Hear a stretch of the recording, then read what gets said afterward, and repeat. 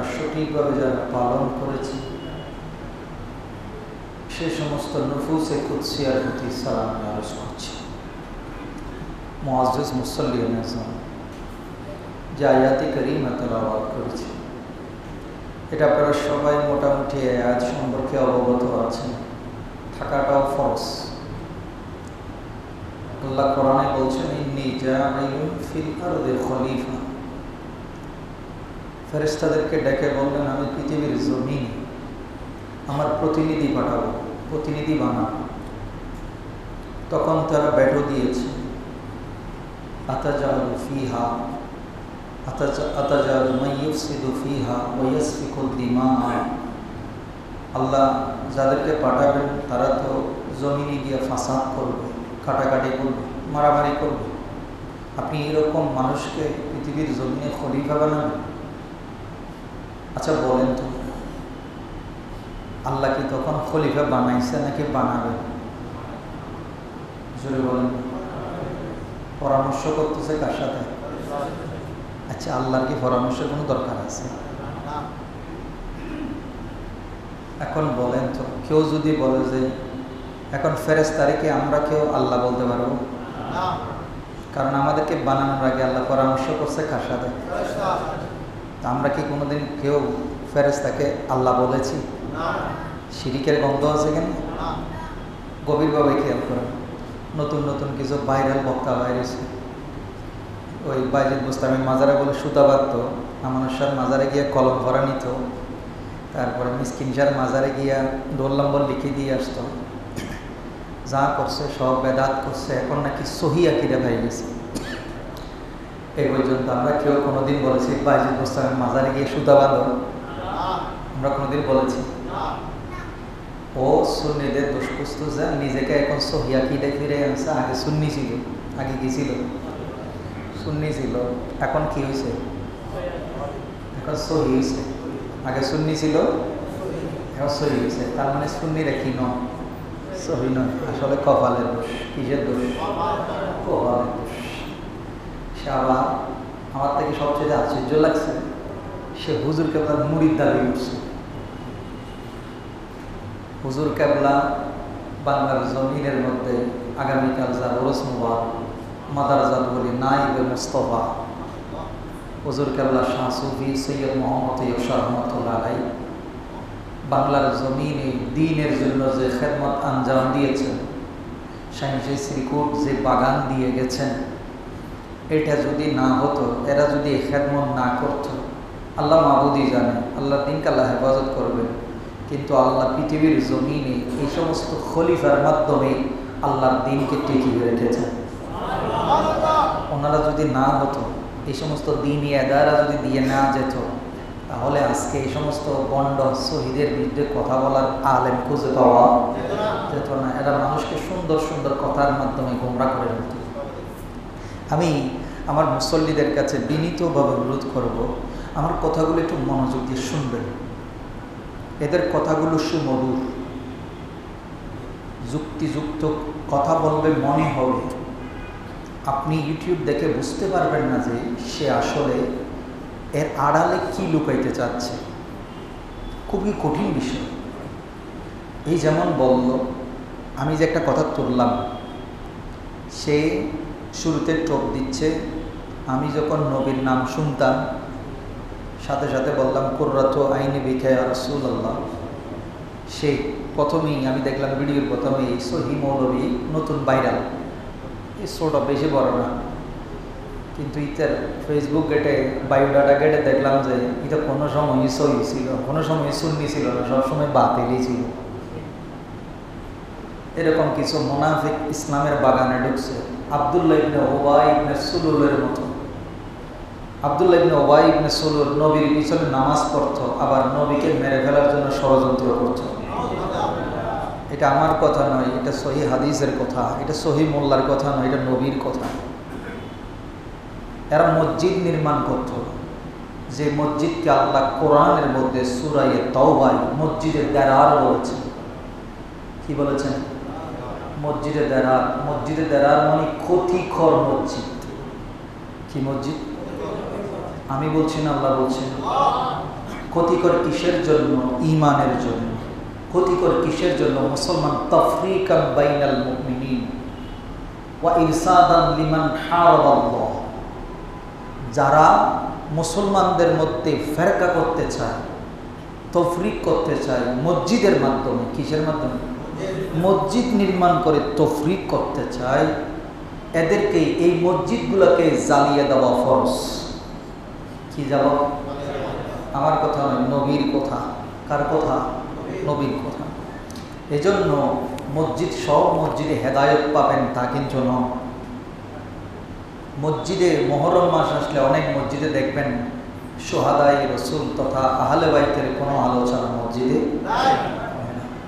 তাই ওই সমস্ত মসজিদে আপনি হেদায়েত পাবেন, এটা কল্পনীয় নয়, অকল্পনীয়।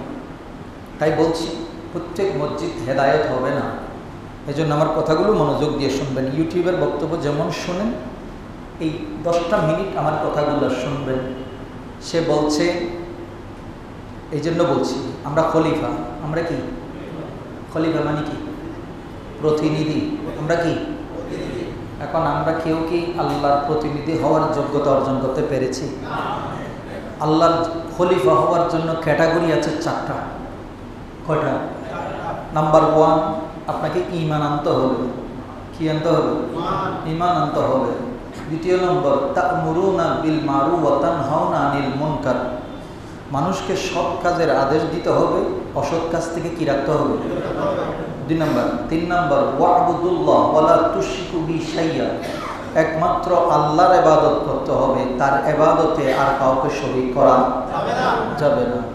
4 নম্বর, আল্লাহর যারা দ্বীনের সত্যিকারের খলিফা, আমার নবী থেকে শুরু করে নবুয়তের রাসূলগণ যে দায়িত্ব পালন করেছেন, সেটা পারিবারিক জীবনে, সামাজিক জীবনে, রাষ্ট্রীয় জীবনে প্রত্যেকটা ক্ষেত্রেই আপনি সেটা বাস্তবায়নের জন্য কাজ করে যেতে হবে। তো এই 4টা ক্যাটাগরি কোনো ব্যক্তির মধ্যে থাকলেই তখন তিনি কি হন? আর বলে কি হন? খলিফা হন। এখন আমরা নিজেরা একটু চিন্তা করি তো, আসলে কি আমাদের ভিতরে এই 4টা গুণ আছে? বলতে পারবো না, বুকে হাত দিয়ে বলতে পারবো না। আমরা মুসলমান, নামাজ বেহেশতের, ভালো করে খেয়াল করবে, খলিফা কখন হবে? আপনাকে খলিফা বানাইছে। নামাজ 1 নম্বরের ইবাদত, ঈমান আনার উপরে 1 নম্বরের ইবাদত কি? নামাজ। আপনি নামাজ পড়েন, নামাজের ব্যাপারে আল্লাহ কি বলছেন? ইন্নাস সালাতা তানহা আনিল ফাহশাই ওয়াল মুনকার। নামাজ আপনাকে যাবতীয় অশ্লীল পাপাচার পাপ কার্য থেকে বিরত রাখবে। কোথায়? দুনিয়াতে। আখিরাতে পাপ করার সুযোগ আছে? কবরে গিয়ে পাপ করার সুযোগ আছে? নাই। তাহলে নামাজ আপনি ইবাদত করবেন, ইবাদত করলে, নামাজ পড়লে, নামাজ আপনাকে একদম ডাল হিসেবে ব্যবহার হবে, যাবতীয় খারাপ কাজ থেকে, অশ্লীল কাজ থেকে বিরত রাখবে। আমরা নামাজ পড়ি, ঘুষের লেনদেন আছে না? নামাজ পড়ে সুদ খাই যায় আছে না? না সুদ। নামাজ পড়ে জমির আইল কাটে যায় আছে না? আর একজনের সম্পত্তি দখল করে যায়। সর্বশেষ আমরা যারা এখানে বসে আছি, আমি আমার কথায় বলছি, আপনাদেরকে সাথে নিয়ে, যাবতীয় পাপাচার থেকে নামাজ আমাদেরকে রক্ষা করবে। এটা কার কথা? আমার কথা না, কোরআনের কথা। কোরআন কি বিন্দুমাত্র ভুল বলতে পারে? কে বলেছে? আল্লাহ বলেছে। তো এখন নামাজ আমাকে, আমি মসজিদ থেকে বের হওয়ার পরে ফেসবুক চালু করলাম। কি চালু করলাম? ফেসবুক। ফেসবুকে কি দেখলাম? যা দেখার দেখলাম।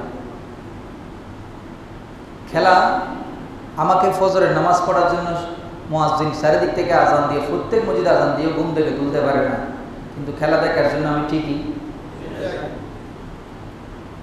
এবার বলেন তো, যেই নামাজ আমাকে দুনিয়াতে সুদ ঘুষ থেকে, হারাম থেকে, অশ্লীল কাজ থেকে যেই নামাজ আমাকে দুনিয়াতে বাঁচাইয়া রাখতে পারে না, ওই নামাজ কি কবরে আমাকে বাঁচাবে? এটা কি আপনার বিশ্বাস হবে? অনেকে বলে যে এক হুজুরে ওয়াজ করতেছে, কয় আপনি সুদ খান, ঘুষ খান, এই দুর্নীতি করেন, এই করেন, সে করেন, সব ঠিক আছে, করবেন, নামাজ পড়বেন। কি করবেন? নামাজ পড়বেন। তো নামাজ, নামাজ পড়লে নামাজ এগুলো হবে? নামাজের জায়গায় নামাজ। কি নামাজের জায়গায় আর ওগুলোর জায়গায়? এবার চিন্তা করে দেখছেন এই হুজুরে এখন কি করে দিছে? বৈধ করে দিয়েছে না? হুজুরে জিজ্ঞেস করছে, হুজুর মদ খেয়ে কি ইবাদত করা যাবে? কয় মদ খেয়ে যদি হোশ ঠিক থাকে নামাজ পড়া যাবে। তা এখন আপনি বলেন কোরআন কি বলছে? অথচ কোরআন বলছে নামাজের ধারে কাছেও যাবে না যখন নেশাগ্রস্ত থাকবে। এখন আমার কথা হলো, এই হুজুররা শুধু নিজেদের স্বার্থের জন্য ইউটিউবের মধ্যে যেই পরিমাণে মানে ভেজাল মাসালা ছেড়ে দিচ্ছে, এর জন্য কি শুধু আমরা দায়ী না, হুজুরও দায়ী? এই জন্য বলছি, মিষ্টি কথা শোনার আগে আমাদের তিক্ত কথাগুলো একটু শুনবেন। নিম পাতা চিনেন তো? নিম গাছের ছাল চিনেন? নিম গাছ বেশি মজা না? হ্যাঁ, লাভ না ক্ষতি? জোরে বলে। বেশি উপকারী ব্রেইনের জন্য, দাঁতের জন্য। নিমের ছাল ঢাল দিয়ে যদি আপনি সবসময় মিসওয়াক করেন, আপনাকে আর ইউনিলিভার ফজর উঠে আর রাত্রে ঘুমাবার আগে কষ্ট হবে না। দিনে 5 ওয়াক্তে 5 বার নামাজের সময় নিম পাতার ঢাল দিয়া, আপনি নিম গাছের ডাল দিয়ে মিসওয়াক করেন, আপনার ব্রেইনও পরিষ্কার হবে, দাঁতও কোনোদিন আক্রান্ত হবে না, আর আপনার চেহারার মধ্যে নূর বেশ উঠবে। আমরা সেগুলোতে নাই। আমি যেটা বুঝাইতে চাচ্ছি, এই হুজুরদের জগারি কিছুরই ফতোয়া আর মাঝে মাঝে কিছু ভাইরাল বাইল্যা শাইখ, নিজেকে আগে এই ছিল সেই ছিল, পরে আসি সই হাদিস বুঝছে, এখন আগে বুঝে নেই। এই সমস্ত কথাগুলোর মিষ্টি মিষ্টি এগুলো আছে সব ভাইরাল হওয়ার দান্দা। কিসের দান্দা? কারণ ডিল মারতে হবে কোথায়? যে গাছে কি ধরছে? ফল ধরছে। এখন সুন্নির সাথেই আপনি লাগলেই কি ভাইরাল। কারণ পৃথিবীর এখনো পর্যন্ত 70% উপরে মানুষ সুন্নি আকীদা ধারণা। এত ভেজালের মাঝে যেটা বুঝাতে চাচ্ছি, আপনি নামাজ পড়েন, নামাজ এটা কবুল হওয়ার জন্য ক্যাটাগরি আছে। কি আছে? ক্যাটাগরি আছে। আমি যে বললাম নামাজ পড়ার পরে আপনাকে যদি সুদ সারাইতে না পারি, এই যেমন কোরবানি করলেন, হালাল করলেন না হারাম করলেন আল্লাহ মাবুদি জানেন। 15 লাখ টাকা ছাগল কিনলেন, আরগুলা বললাম না, আরগুলো আপনি জানেন। ছাগলের টাকা এই শুধু কোরবানি করতে গিয়ে অনেকেই ভাইরাল হয়ে গেছে। কেসও করতে গিয়া সাপ বেড়ে যাচ্ছে। কোথায় কি দুর্নীতি করছেন এগুলো সবগুলো কোরবানির ছাগলের মধ্যে সব উঠে গেছে, চেহারায় বাসতেছে। চিন্তা করেন তো কিয়ামতের মাঠে কি অবস্থা হবে। ভাইরাল হওয়ার পরে এখন ছেলে বাবা ছেলেরে, ছেলে বাবারে, বাবা ছেলেরে, আমার ছেলে এই না। এবার চিন্তা করুন তো কিয়ামতের মাঠে কি হবে। ইয়াউমা ইয়াফিরুল মারউ মিন আখিহি ওয়া উম্মিহি ওয়া আবিহি। যখন একটা নেকির জন্য সন্তান বাবার কাছে হাত পাতবে, বাবা সন্তানের কাছে হাত পাতবে, তখন একজন আরেকজন থেকে দূরে সরে যাবে। আমি চিনি না, সবাই নফসি নফসি করবে। দুনিয়াতে শুধু যা করছে এগুলো থেকে বাঁচার জন্য ছেলেরা কি ডাইরেক্ট ছেলেই না। তাহলে কিয়ামতের মাঠে কেমনি স্বীকার করবে এই ছেলে ছেলে? বুঝতে হবে আমাদেরকে। আমি খলিফা, আমি কি খলিফা, প্রতিনিধি। আবার অনেক নাস্তিকরা বলে থাকেন, তোমাদের মুসলমানদের উপরে এত জুলুম হচ্ছে, আল্লাহ এসে তোমাদেরকে বাঁচাচ্ছে না কেন? কথা কিন্তু যুক্তিসঙ্গত, কথা কি খুবই যুক্তিসঙ্গত। এটা খণ্ডানোর মতো জ্ঞান আপনার আছে? ঠিকই তো আছে। আল্লাহ বলছে আমি মুসলমানদেরকে সাহায্য করা এটা আমি আল্লাহর দায়িত্ব। আল্লাহ নিজেই বলছে। তো এখন আল্লাহ বলছেন আমার দায়িত্ব মুসলমানদেরকে সাহায্য করা। তো আজকে আমি জানি যে দুইটা তিনটা কান্ট্রিতে যুদ্ধ হচ্ছে, ফিলিস্তিন ইসরায়েলে, রাশিয়া ইউক্রেনে, বা দুই একটা জায়গার কথা জানি। কিন্তু আপনি জানেন পৃথিবীর মধ্যে বর্তমানে 34টি কান্ট্রিতে যুদ্ধ চলমান। 34টি কান্ট্রিতে বর্তমান রানিং। আমাদের কোনো খবর নাই। স্নায়ু যুদ্ধ চলছে। কিন্তু আমরা আপনারা আছি কি এই দলাদলি আর ফেরকাবাজের মধ্যে, ক্ষমতার জন্য, টাকার জন্য শুধু আছে আমরা এগুলোতে। আল্লাহ রসুল ইন্তেকাল করছেন, ইন্তেকালের আগে খলিফা মনোনয়ন দিয়ে গেছেন। একদিনও মুসলমানরা খলিফা ছাড়া ছিলেন না। সিদ্দিক আকবর ইন্তেকাল করবেন, সিদ্দিক আকবরের ইন্তেকালের আগেই খলিফা মনোনয়ন দিয়ে গেলেন, আমার উপরে ফারুক-এ আজম খলিফা হন। ফারুক-এ আজম আমিরুল মুমিনিন, উনি ইন্তেকালের আগেই ইঙ্গিত দিয়ে গেলেন আমার পরে ওসমান জুন্নুরাইন কি হবে। ওসমান জুন্নুরাইন ইন্তেকালের আগেই কি করা হলো, আলী রাদিয়াল্লাহু তাআলা আনহুকে খলিফা মনোনয়ন দেওয়া হলো। এখন আমার কথা হলো, মুসলমানরা একদিনের জন্য নেতৃত্ব শূন্য। তারই ধারাবাহিকতায় আব্বাসীয় খেলাফত, উমাইয়া খেলাফত, সালাউদ্দিন আইয়ুবী, মুসা নুসাইর, তারেক বিন জিয়াদ, এই যে ওসমানীয় খেলাফতের কথা বলছি, অটোমান সাম্রাজ্যের কথা বলছি, এরা সবাই মুসলমানদের নেতৃত্ব দিয়েছে। আপনি জানেন বাংলাদেশের কোনো মুসলমান কোনো মসজিদে যদি আক্রান্ত হতো, শুধু জজিরাতুল আরব নয়, এমন একটা সময় ছিল, আপনি চিন্তা করলে বুঝবেন, ফিলিস্তিনের বাইতুল মুকাদ্দাস এবং ক্রুসেডের যুদ্ধ, বাইজেন্টাইনদের বিরুদ্ধে যুদ্ধ, রোমানদের বিরুদ্ধে যুদ্ধ, রোম বিজয় করা। আপনি কি মনে করেন সালাউদ্দিন আইয়ুবীর ক্ষমতা ছিল মিশরে, বাইতুল মুকাদ্দাস হচ্ছে ফিলিস্তিনে? তো ফিলিস্তিনে গিয়ে সালাউদ্দিন আইয়ুবের কি দরকার ছিল যে বাইতুল মুকাদ্দাসে হামলা হচ্ছে, উনি কেন সেখানে গিয়ে মুসলমানদেরকে বাঁচানোর জন্য গিয়েছিলেন? মুসলমানদের এখন মসজিদ আছে, মুসলমানদের ক্ষমতা আছে, 160 কোটির উপরে 180 কোটির উপরে মুসলমান আছে, কিন্তু মুসলমানদেরকে নেতৃত্ব দেওয়ার জন্য একজন খলিফা নেই। একজন কি নেই? খলিফা নেই। কার কথায় মুসলমান নড়বে? কার কথায় মুসলমান নিজের সর্বোচ্চ কেয়ার দিয়ে আরেক মুসলমান ভাইয়ের অধিকার রক্ষা করবে? একজন খলিফা নেই, কাকে মানবে? সবাই নিজ নিজ ক্ষমতায় আচ্ছন্ন মোহাচ্ছন্ন হয়ে আছে। আমি আমারটা ধরে রাখতে চাই, প্রয়োজনে মুসলমানদের সাথে যুদ্ধ করব, নিজের ভাইয়ের সাথে, যেমন সৌদি সিরিয়ার সাথে করে, সৌদি ইয়েমেনের সাথে করে, সৌদি নিজের স্বার্থ রক্ষার জন্য কাতারের সাথে যুদ্ধ করে, ইরাক ইরানের সাথে করে, ইরাক কুয়েতের সাথে করে, এভাবেই পুরা বিশ্বের মধ্যে মুসলমানদের ভিতরে। এখন প্রশ্ন হচ্ছে এই যুদ্ধগুলো খলিফা, মুসলমানদের খলিফা লিডার। আমি সর্বশেষ কথা বলি, আপনারা বিবেকবান মানুষ। সাদ্দাম হোসেন ব্যক্তিগতভাবে কি ছিলেন না ছিলেন সেটা আমার জানার বিষয় নয়, আমি ছোট মানুষ, আমি দেখেছি ওনার ফাঁসি লাইভে দেখানো হয়েছে।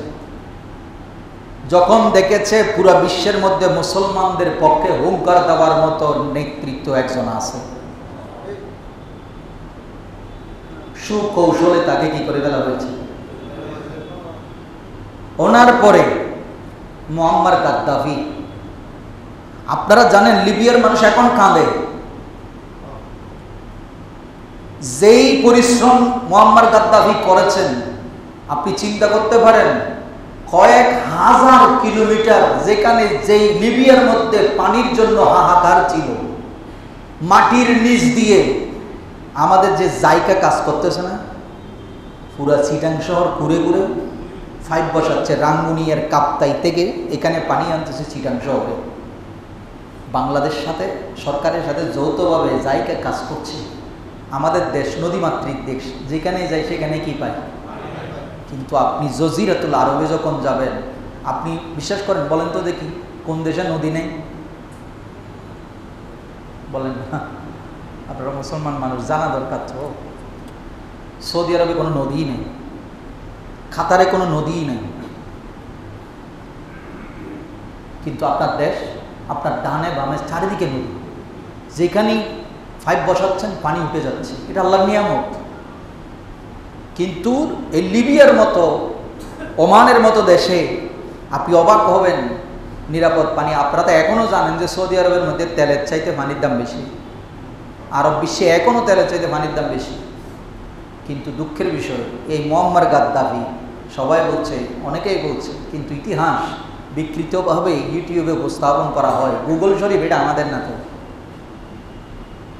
ইতিহাসের সঠিক জিনিস জানেন। মুয়াম্মার গাদ্দাফি লিবিয়ার মানুষের জন্য যে কাজ করে গিয়েছেন, এতদিন পরে রহস্য উন্মোচিত হচ্ছে। বাংলাদেশের আয়তন কত? ৫৪,০০০, ১,৫৪,০০০ বর্গমাইল, প্রায় এর কাছাকাছি জায়গা।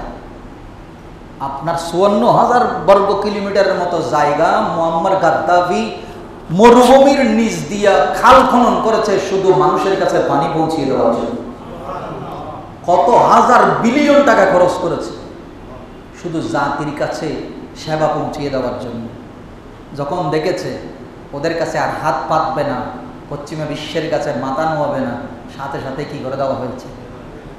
দমিয়ে দেওয়া হয়েছে। সেজন্য বলছি, আমরা খলিফা, আল্লাহ বলছেন আমি তোমাদেরকে খলিফা বানাইলাম। খলিফার কোন গুণটা বর্তমান বিশ্বের মুসলমান নেতৃত্ব যারা দিচ্ছে কার কাছে আছে? ঈদের সময় ঈদ মোবারক জানালে কি ভাই খলিফা হওয়া যায়? হ্যাঁ, ঈদের ভিতরে ঈদের শুভেচ্ছা জানালে কি এমনি খলিফা হওয়া যায়? খলিফা এত সোজা না। তো যেটা বলতে চাচ্ছি, আমাদের ভিতরে এগুলো নিয়ে কোনো কথা নাই। আমরা এখন আমাদের শাইখরা এই হুজুর সহি হাদিসের এগুলোকে ভিতরে ঢুকাই দিয়ে দেওয়া হয়েছে কেন? এই যে আমরা অলি আল্লাহর মাধ্যমে নবীর অনুসরণ, সাহাবীদের অনুসরণ, এতাআত এবং ইত্তেবার মাধ্যমে যারাই পুরো বিশ্বের মধ্যে যায় সমস্ত শাসকরা, আপনি ভারতীয় উপমহাদেশের কথা বলেন, মোহাম্মদ বিন কাসেম নাম শুনছেন তো সবাই, যিনি সর্বপ্রথম উমাইয়া খেলাফতের সময়, উমাইয়া খেলাফত তার মানে ইসলামের প্রাথমিক যুগ, তখন 100 হিজরির পরপরই এখানে উনি সেনাবাহিনী নিয়ে এই যে সিন্ধু নদ আছে না পাকিস্তানের, সেই দিক দিয়েই সর্বপ্রথম ইসলামের বাণী নিয়ে এসেছিলেন এই ভারতীয় উপমহাদেশে। এই মোহাম্মদ বিন কাসেম ইসলামিক লিডার, এগুলাকে বলা হয় সত্যিকারের খলিফা। আপনি কাকে বাদ দিবেন? সম্রাট আওরঙ্গজেব পুরা ভারতীয় উপমহাদেশে চালিয়েছেন। তারা সবাই কেউ না কেউ কোনো না কোনো ওলির সোহবতে ছিলেন। খলিফা দুই ধরনের, একজন হচ্ছেন আধ্যাত্মিক খলিফা, আরেকজন হচ্ছেন রাষ্ট্রীয় খলিফা। তো রাষ্ট্রীয় খলিফা আধ্যাত্মিক খলিফার যখন সংস্পর্শে থাকে তাকে সঠিক গাইডলাইন দেয়।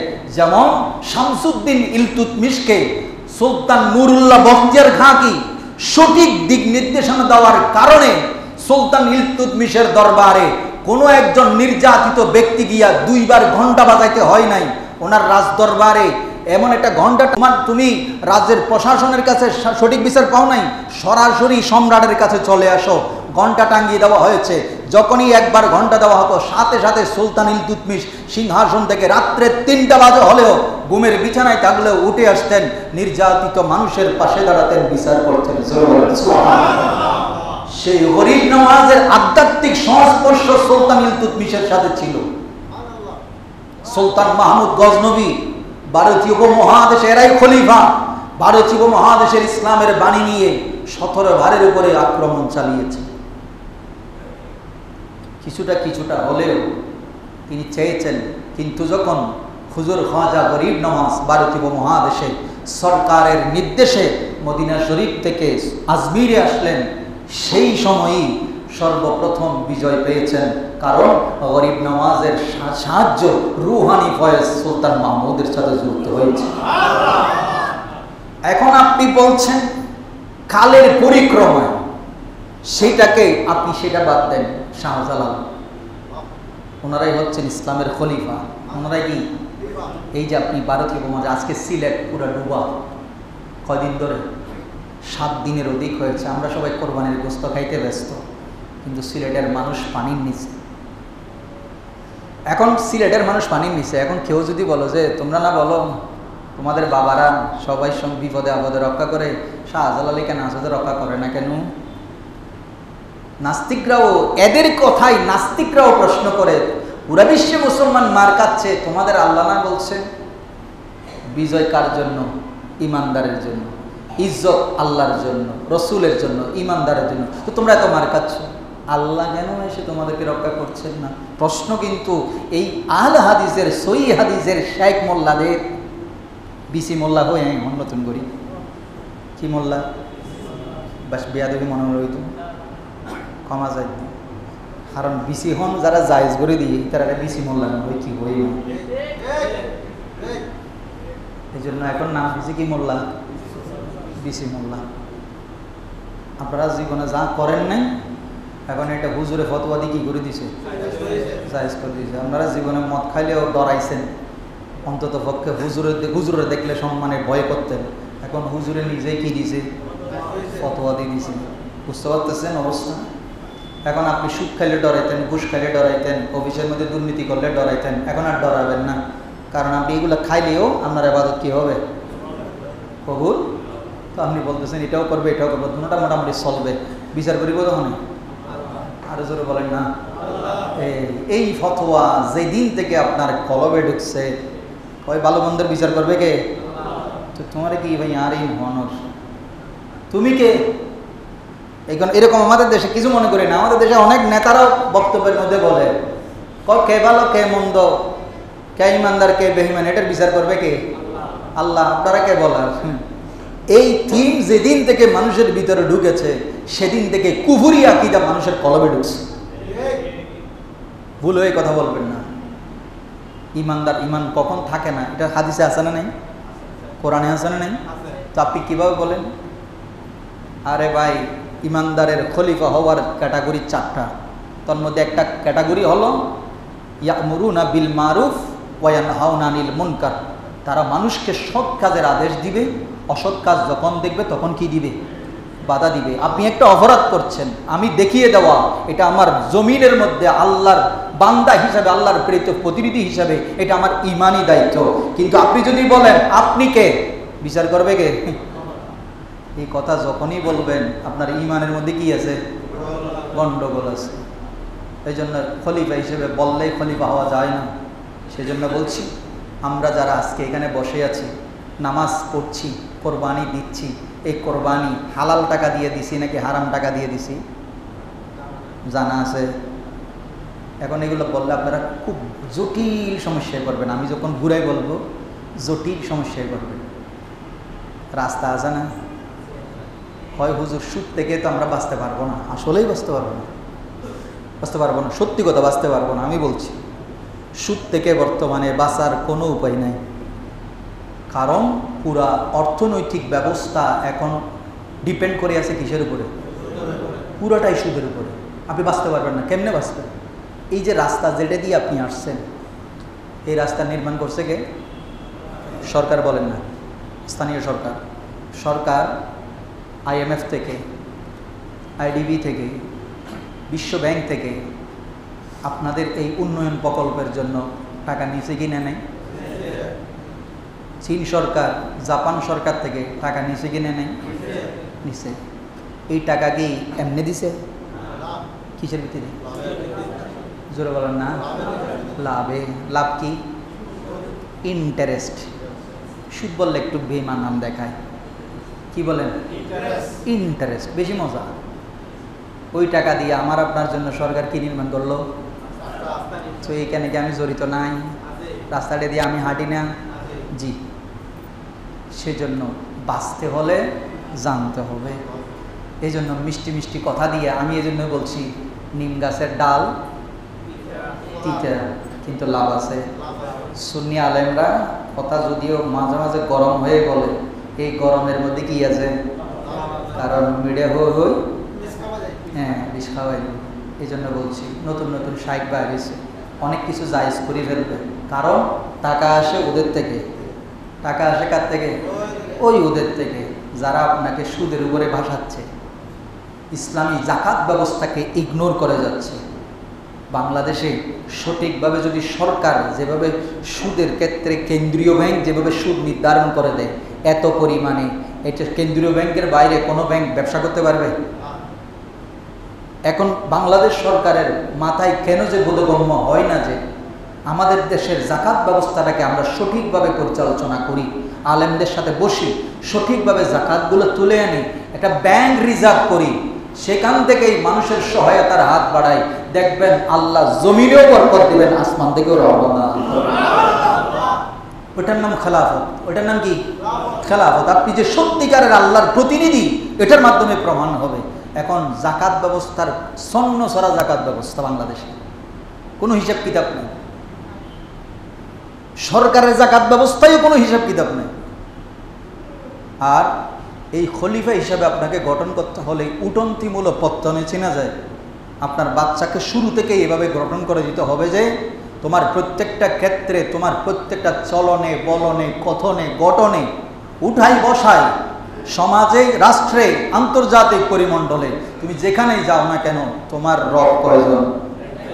কোনো ব্যক্তির কাছে মার্তানত করার কোনো দরকার, কিন্তু এই রবকে তো চিনাইতে হবে। বাচ্চাকে তো আগে রব চিনাইতে হবে। আল্লাহ আছেন, আল্লাহ আছেন বললে রব চিনা হয় না। আল্লাহ আছেন এটা সবাই জানে। ইহুদি, খ্রিস্টান, নাসারা, পৃথিবীর সমস্ত মানুষ জানে যে কি আল্লাহ আছেন, কিন্তু আল্লাহ আছেন, আল্লাহ যেভাবে চিনার কথা এটা চিনার দরকার আছে না? এখন এটা আপনি শুরুতেই চিনাইতে হবে। এই জন্য সরকারের কাছে বিনীত অনুরোধ করি, এটা 90 থেকে 95% মুসলমানের দেশ। যদিও আপনি বলেন আমাদের দেশ ইসলামী রাষ্ট্র না, আমার কথা হইল ইসলামী রাষ্ট্র হওয়া লাগবে না। প্রত্যেক সন্তানকে, হিন্দুদেরকে হিন্দু, বৌদ্ধদেরকে বৌদ্ধ, ইসলামী যেহেতু সংখ্যাগরিষ্ঠ, অতএব ওই সমস্ত ছেলেদেরকে প্রাথমিক স্তরে ধর্মীয় শিক্ষা তথা কোরআন শিক্ষা বাধ্যতামূলক করা। হিন্দুদেরকে তাদের ধর্মীয় শিক্ষা বাধ্যতামূলক করে দেওয়া হোক, বৌদ্ধদেরকে বৌদ্ধদের ধর্ম শিক্ষা কি করে দেওয়া হোক? বাধ্যতামূলক করে দেওয়া হোক। যখন সে ধর্মের চর্চা করবে, সে কোনোদিন আর এরকম অপরাধ করার সুযোগ হবে না। নিজের স্ত্রীকে দেখাই আর টাকা কামানোর চিন্তা ভাবনা আমাদের। ফেসবুকে দেখতেছেন না, স্বামী স্ত্রী ভিডিও করে, বেডরুমের ভিডিও করে ইউটিউবে ছাড় দিচ্ছে। কিসের জন্য? ভিউ বাড়াচ্ছে, lakh lakh view, dollar income করতেছে। এখন ওই টাকা টিকটকে নিজের স্বামী স্ত্রীর বেডরুমের বিছানার ভিডিও, স্ত্রীর অর্ধনগ্ন ছবি ফেসবুকে ডাউনলোড দিয়ে ডলার ইনকাম করেছেন। 10-10টা গরু কোরবানি দিয়েছেন। কি বলেন? হুজুরের ফতোয়া জিজ্ঞেস করলে কি বলবো? হয় যেটা করছে এটা ঠিক আছে, কিন্তু কোরবানি হয়ে গেছে। শাইখেরে জিজ্ঞেস করলে কি বলবে? হয় তারা যেটা করছে এটা গুনাহ হবে যে, কিন্তু কোরবানি। এই ফতোয়া যেকোন থেকেই শাইখরা ইহুদিদের ডলারের ফতোয়া দেওয়া শুরু করছে। আপনারা মনে করছেন সহি কথা বলছি। এখন সোর সাতটা লুচ্চা লাভাঙ্গা সবাই বলতেছে এই হুজুর ঠিক আছে, এই হুজুর ঠিক আছে। এখন হুজুরের লক্ষ লক্ষ কোটি কোটি ফলোয়ার। হয় গুনাহ করলে সমস্যা নাই, কিন্তু এবাদত করবে। এবাদত করলে এবাদত কবুল হবে না এরকম কোনো কথা নাই। এবাদত, ও ভাই, এবাদত কবুল হওয়ার জন্য ক্যাটাগরি আল্লাহ রসুল নিজে নির্ধারণ করে দিয়ে গেছেন। আপনি জামাইটা পরে, আল্লাহ নবী বলেছেন শরীর পাক হওয়া, জামা পাক হওয়া কি ফরজ, বলেন না? এখন আপনি এখানে প্রস্রাব গন্ধ সব নিয়ে নামাজে দাঁড়াই গেছেন। এখন আপনি বলবেন যে জামাই জাগা, নামাজ হয়ে গেছে। সিজদা কারে দিছি? সিজদা কারে দিছি? আল্লাহরে দিছি। জামাইটা নাপাক ছিল কি হয়েছে? এই হলো বর্তমানে শাইখদের এই সমস্ত মিষ্টি মিষ্টি ফতোয়ার আড়ালে মুসলমানদের ইবাদত এবং ঈমান দুটোটাই ধ্বংস করছে। দুটোটাই কি ধ্বংস হচ্ছে। এই ঈমান আকীদা রক্ষা করার জন্যই যুগে যুগে আল্লাহর ওলিরা শাহজালাল, শাহ ফরান, শাহ শ্রীপুর এই বাংলার জমিনে এসেছে। শাহ মোহসেন আউলিয়া ফরোজ মুবারক হয়েছে। এরা এসেই মানুষকে এই সমস্ত ঈমান আমল দান করে গেছে। এই জন্য আমাদেরকে যদি এখন বাঁচতে হয় এদেরকে সাথে নিয়ে বাঁচতে হবে। এদেরকে বাদ দিয়ে এদের কাছে যাওয়া শিরিক বেদাতের ফতোয়া দিলেই বুঝবেন ডলারই ফতোয়া। কি ফতোয়া? আর বিসি মোল্লার ফতোয়া, সব এক জায়গায়। সব কি? আরো একজন দলিল দিয়েছে বিসির পক্ষে ফতোয়া দিতে গিয়ে এখন ইউটিউবে আরো অনেক কিছু বাইরেছে। কয় কাতারে, দুবাইতে, বিভিন্ন জায়গায় গেছি। কয় এখানে তো আরবরা শুধু খায়। আমি বললাম আরবরা খায়? আমি তো কোনোদিন দেখলাম না, আমরাও তো আরবে গেলাম। হয় দোকানে বেচা কিনে হয় প্যাকেটে প্যাকেট, আবার প্যাকেট করে দেখাচ্ছ। ওরে বাইরে ভাই, কদিন পরে হয় আরবে মদ বিক্রি হয়, কাতারে মদ, দুবাইতে মদ বিক্রি হয় না? যেটা বলা হয় না?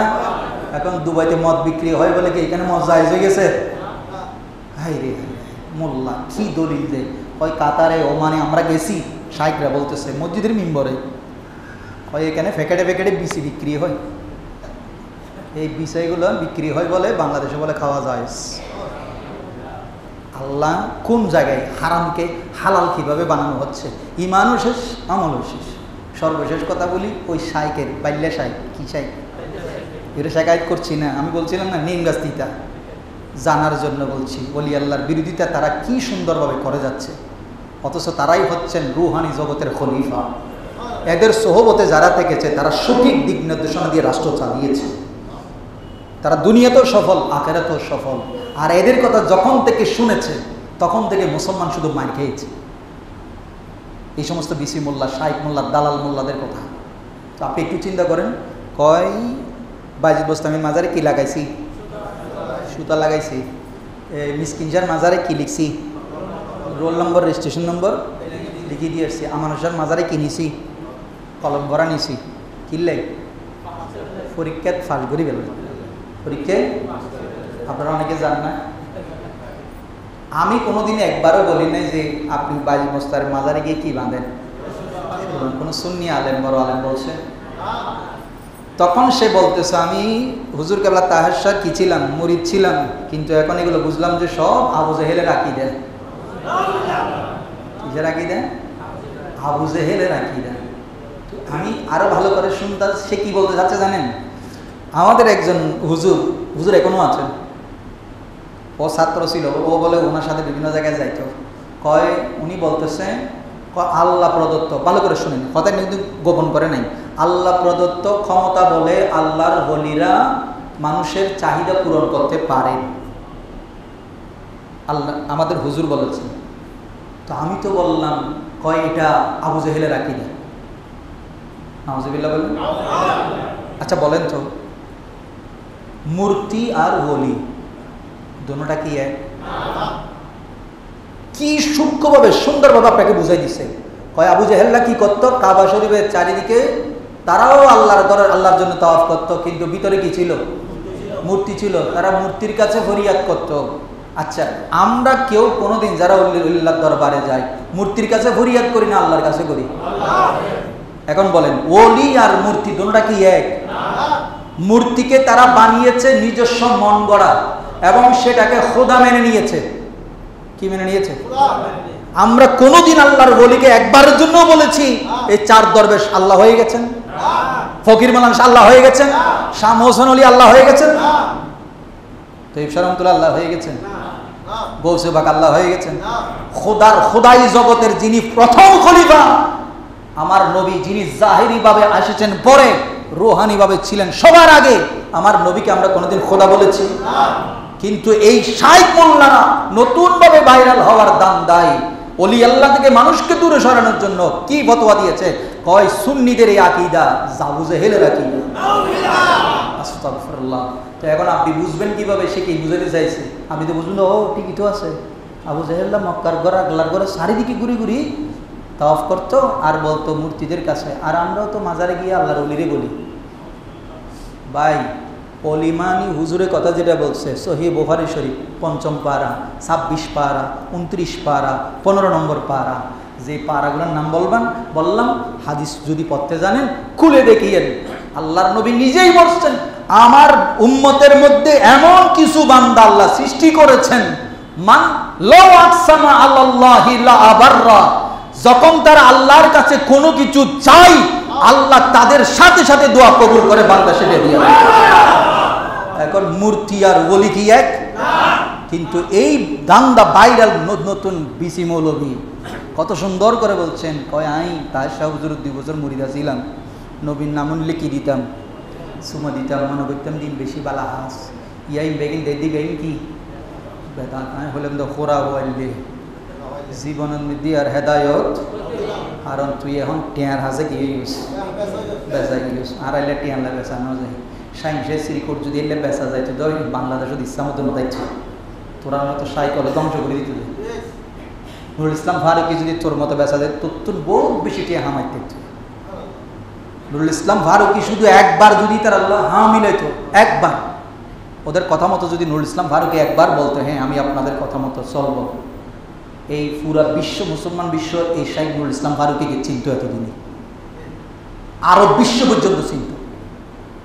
কিন্তু উনি বলেন না, উনি বলেছেন তোমাদের শোহরত আমার দরকার নাই, তোমরা আমাকে আরবের, তোমরা সৌদি আরবের এই যে কিছু কিছু এখান থেকে কিছু গিয়ে লাল দাড়িওয়ালা কিছু মৌলবী যারা জুমার আগে সুন্নত নাই, জুমার পরে সুন্নত নাই বলে, এগুলো নাকি সৌদি আরবের বড় আলেম, ওনাদেরকে নাকি ওনারা চিনে।